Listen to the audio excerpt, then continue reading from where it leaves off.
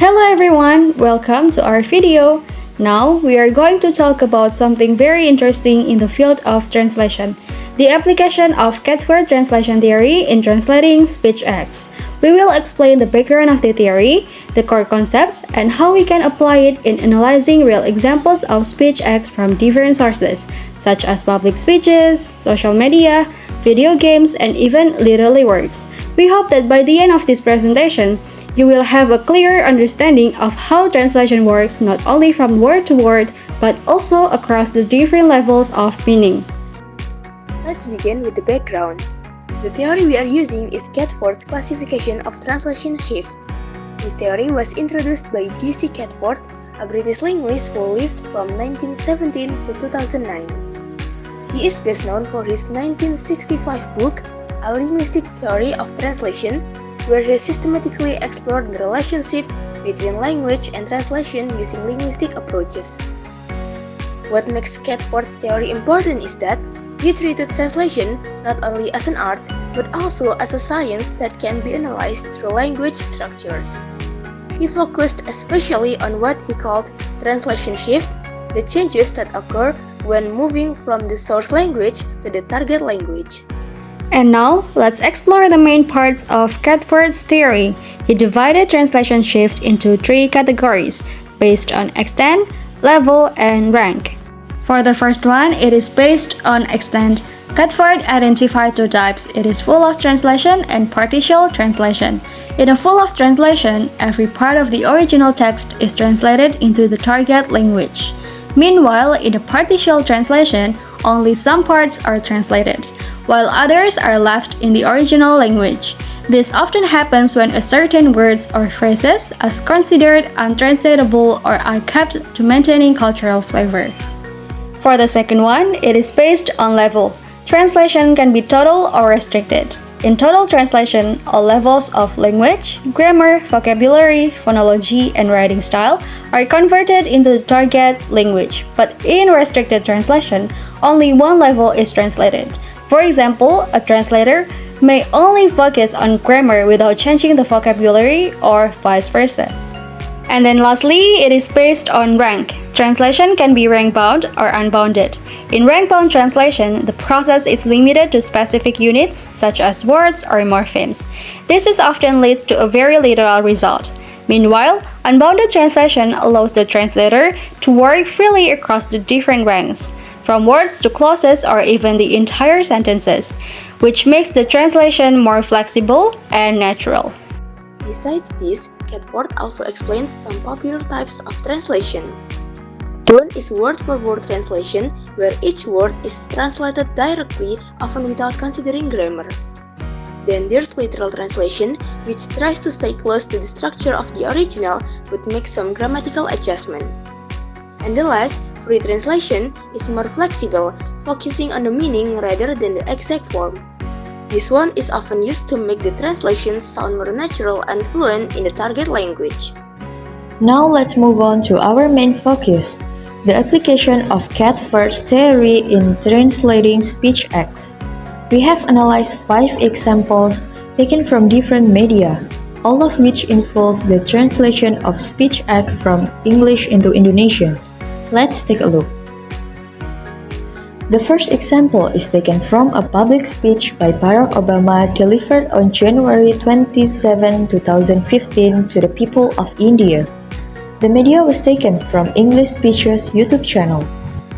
In his speech, he said, "My commitment to a new chapter between our countries flows from the deep friendship between our people." The Indonesian translation is, "Komitmen saya untuk babak baru antara negara kita mengalir dari persahabatan mendalam antara orang-orang kami." According to Catford's theory, this translation is a full translation because the entire message is transferred from SL to TL. It is also a total translation since both grammar and vocabulary are translated appropriately. Lastly, it is unbounded, as the translation occurs across phrases and clauses, not just word for word. The result is a natural-sounding sentence in Indonesian. The second example comes from a TED talk by Julian Treasure delivered at TED Global on June 10. The media was taken from the official TED YouTube channel. In his speech, he said, "How can we speak powerfully to make change in the world? What I like to suggest, there are a number of habits that we need to move away from." The translation is, bagaimana caranya berbicara untuk membuat perubahan di dunia? Saya ingin menyarankan beberapa kebiasaan yang harus ditinggalkan. This is another full translation as everything is translated. It is also total translation because both grammar and vocabulary are carried over. However, this one is rank-bound translation because it tends to follow the structure of individual phrases and words more closely. For instance, habits that we need to move away from is directly matched with kebiasaan yang harus ditinggalkan, showing a closer word-level equivalence. And then our third example is from a social media post on Twitter. It is from the account @thisUserTWTS. This is another full translation, as all content is translated. However, it is a restricted translation because it focuses mostly on the lexical level and does not fully transfer the emotional nuance or style of the original. For example, the poetic expression "silent bedless" is translated literally as pertempuran diam-diam. It is also rank-bound, as many word choices follow the original structure closely. The fourth example is taken from the video game The Walking Dead, Season 4, Episode 1. The original speech was, "Sorry buddy, these are long gone." In Indonesia, it is translated as, "Maaf dek, barang di sini sudah lama ditinggalkan." This is clearly a full translation as all elements are translated. It is also a total translation. The meaning, grammar, and even tone are adapted. Interestingly, this is an unbounded translation since the translator takes some liberty such as changing body to day, which is culturally appropriate and more natural in Indonesian. The phrase, "these are long gone," is also rephrased, showing flexibility in translation rank. Lastly, we took our fifth example from a classic literary work, Emma by Jane Austen. In this example, we find both full and partial translation. While most of the content is translated, some nuances and literary styles are simplified or omitted. The level is restricted translation because the emotional tone and stylistic expression are not fully transferred even though the message is. And this is a rank-bound translation as many parts are translated closely to word or phrase level, perhaps to retain the original tone.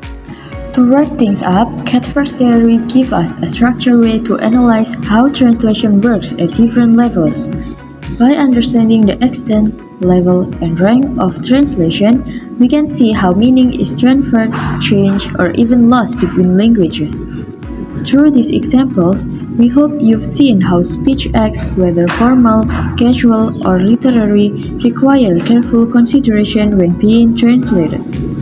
Each context brings its own challenge, and applying Catford's theory helps us evaluate and understand those challenges more clearly.